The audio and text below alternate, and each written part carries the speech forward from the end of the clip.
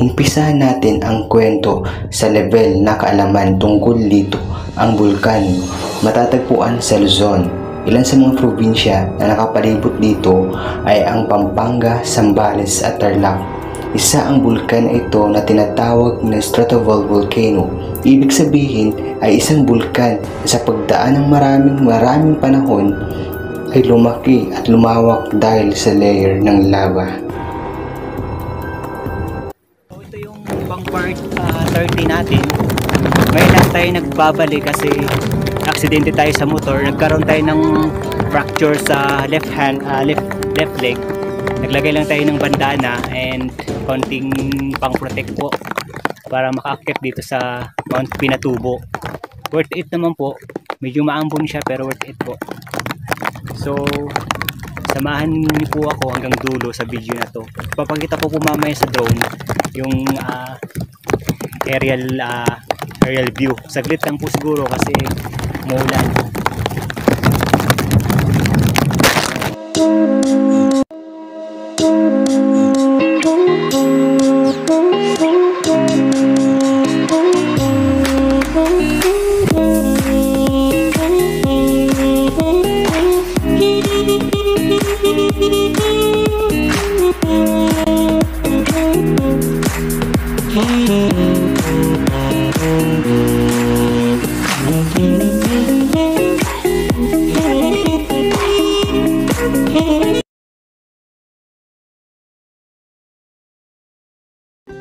Sa mga gustong pumunta po sa Mount Pinatubo, i-message nyo lang po ang fanpage ni Mama Del's Mount Pinatubo Travel and Tours. Credit po sa kanya. Bulkang Pinatubo. Sa videong ito ay pag-uusapan natin ang kamangha-manghang Mount Pinatubo. Mahimbing ang tulog ng Bulkang Pinatubo sa kasalukuyang panahon. Sa katunayan, dalangin ng karamihan, matulog na lamang ito ng habang buhay at huwag nang gagayahin ang kanyang kapatid na si Bulkang Taal. Matatandaan na ang pagkagising nito o pagputok ng Bulkang Pinatubo noong 1991 ay isa sa pinakamatinding sakuna sa kasaysayan ng ating bansa. Ang pagsabog ng bulkang ito ay itinuturing na pangalawang pinakamabagsik sa buong mundo. Noong ika-20 siglo, higit na 800 mga tao ang namatay at halos 100,000 mga tao ang nawala ng tirahan. Umabot lang naman ang ashfall sa India, Thailand, Vietnam, Cambodia at Indian Ocean.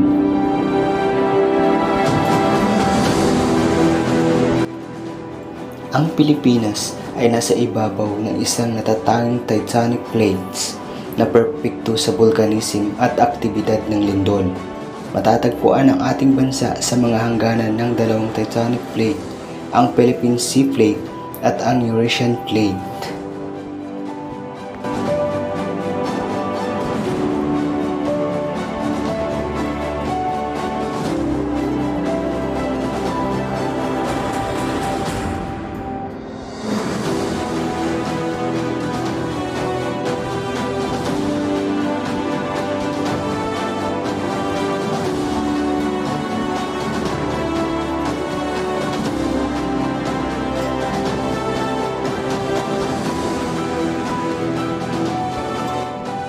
Mayroong 100 bulkan sa ating bansa na ayon sa datos ng PBOX noong 2018, 24 na aktibo na pinangungunahan: Mount Mayon, Taal Volcano, Mount Pinatubo, Hibok-Hibok. Napapaloob ang bansa natin sa Pacific Ring of Fire, isang horseshoe shaped belt na may habang aabot sa 40,000 kilometro at lapad na humigit kumulang 500 kilometro, kung saan madalas nagaganap ang pagsabog ng bulkan at lindol na dahil sa paggalaw at pagbanggaan ng mga lithostrate plates sa ilalim ng dagat Pacific na lumilikha ng halos walang tigil na sere ng subduction salt, kung saan dito nagsisimula ang bulkan at paglindol.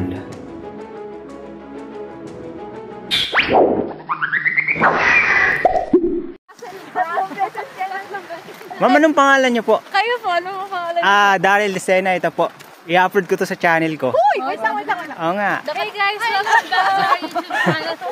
Anong pangalan niyo po? Anong pangalan niyo po? Arlie po. Sarah. Baguio. Taga saan po kayo? Biskaya. Baguio po ako. Manila. Pero magkakaibigan kayo. Ay, po. Senior high friend. Senior high po, Biskaya po kaming lahat. Tapos nung nag-college na po, ako po Baguio. Naiwan po siya sa Biskaya at sa Manila na. Kayo po. Maynila. Oo. Oh, taga Manila po. First time nyo magsamang gumala ng ganito or ano? Yes po. Okay. Ano pa ng vlog mo?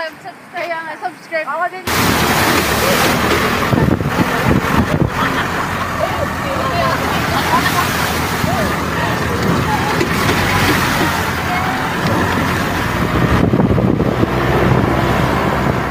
So ito yung jump off natin papunta sa Pinatubo. Actually, kanina pa tayo tumakbo. Bumiyahe tayo ng 1 hour papunta dun sa Pinatubo. Then after natin bumiyahe ng 1 hour, maglalakad tayo ng 2 hours papunta dun sa pinaka-crater ng Pinatubo. Ang tawag po sa hills na yan is Toblerone Hills po. Then may mga batang ita dito. Ayun po sila. Bibigyan natin sila ng candy po.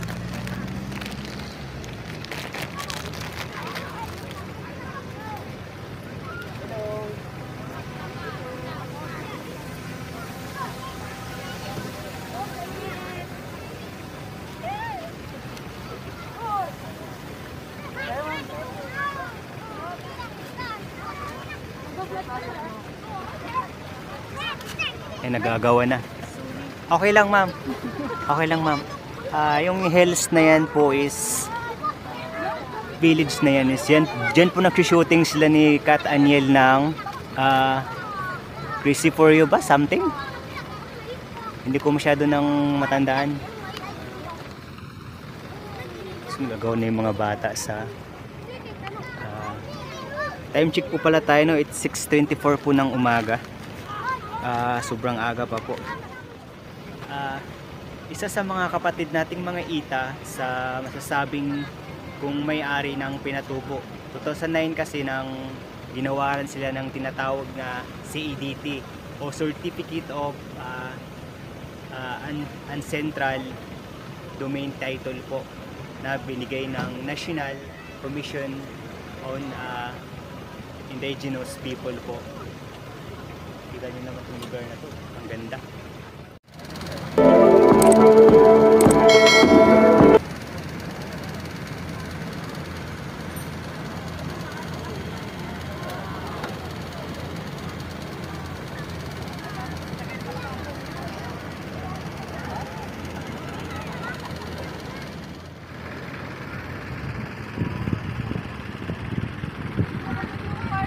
So ayun, babiyahe po ulit tayo kasi hindi pa tayo nangangalahati.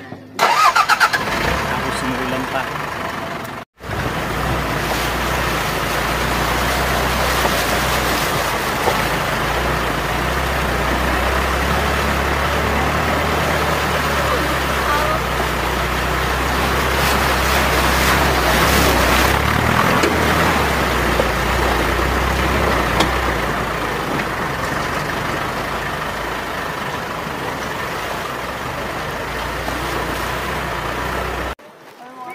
Mag-hike po. Opo, first time pero marami na ako napuntahang lugar po na hindi ganito. So, solo traveler po kayo lagi? Or Minsan kasama ko yung kapatid ko, mga kaibigan. Wala kasi silang wala silang free time kaya sa bagay, ako muna. tamad din muna. Ako muna mag-isa. Ilang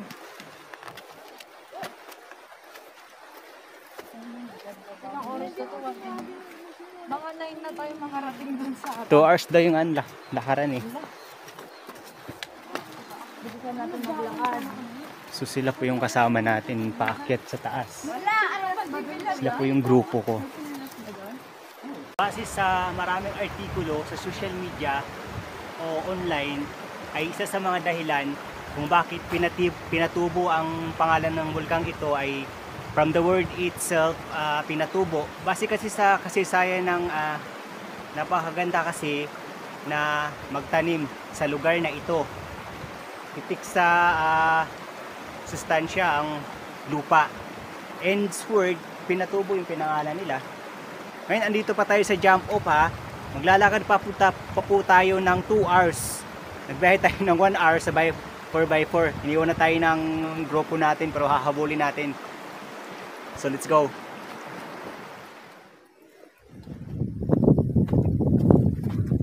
At ng grupo na nauna, ando na. Kami na lang yung nahuli dito. Ayun o. Kami yung pinakahuling grupo. Pati yung tour guide, ando na yung lalaki. Kasi ang babagal kasi mga girls sila. Kaso, okay lang, magaganda naman sila eh. Yeah, boy, oh, baby. Magaganda. Saway. Yun naman yung ragasa ng tubig guys, oh. What? Ah, sarap. Sobrang lamig ng hangin dito. So ito yung border ng Tarlac tsaka Zambales po. 2.5 kilometers na lang po tayo papunta sa crater po. Ay yung mga kasama natin, nag-picture po sila.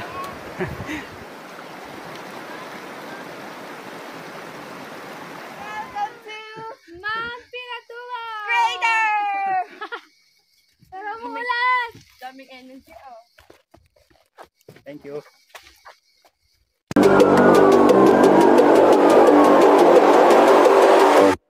Come on.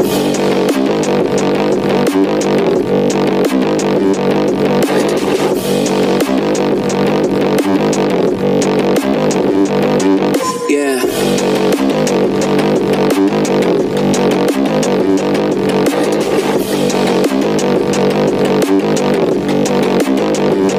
Come on.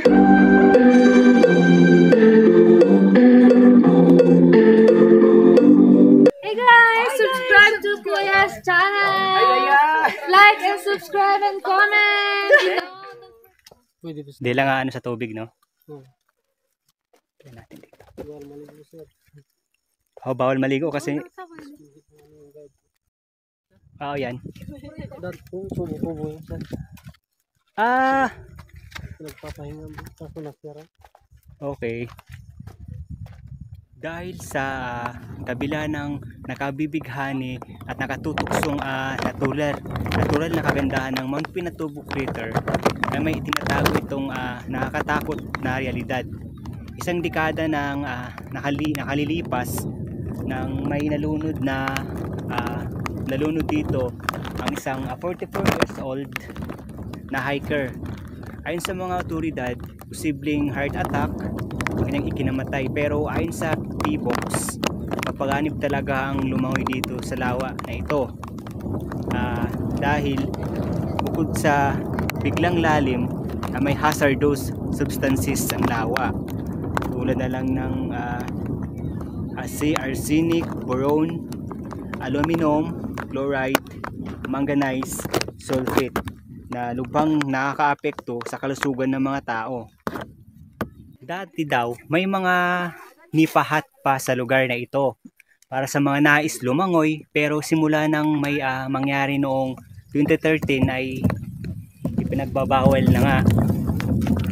Nagbabawal na ng Department of Tourism at naglabas na sila ng advisory na bawal lumangoy at kahit na magtampisaw dito sa lawa po. Mga souvenir, ayun po, ito yung dinidikit sa rep po, magnet. May keychain din po sila dito. Dalawang ganito is 150, ang isa 70. Ito po 150 po.